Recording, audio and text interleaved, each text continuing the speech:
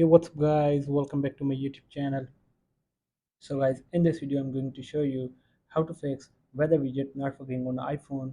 The weather widget was only available in the 2D view earlier with iOS 14 and iOS 17. You can add it to your iPhone home screen and see the weather information. So guys, let's get started this video without wasting any time. So guys, first of all, ensure location access. So turn on the location access on your iPhone. So for this, get settings, scroll down, tap on privacy and security, tap on location services. So simply turn on the location services here if they turn off. So after this, the next solution is check your internet connectivity.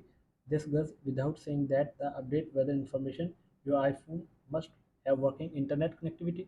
So for this, go to Safari browser, tap on Google here.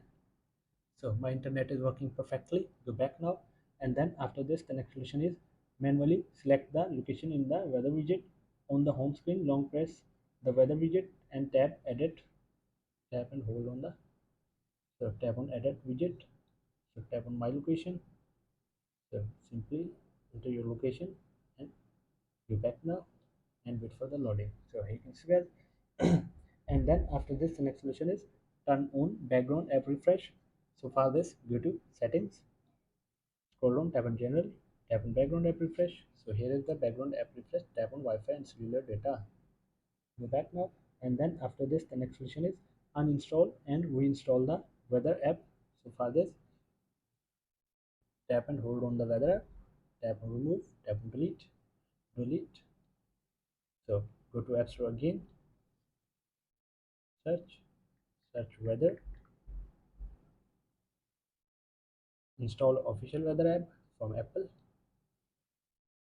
So wait for it. So guys, and then after this, the next solution is so guys, here are the some simple solutions to fix this issue. So guys, thanks for watching this video. Please like, share and subscribe. Thank you guys. See you in the next video. Thank you.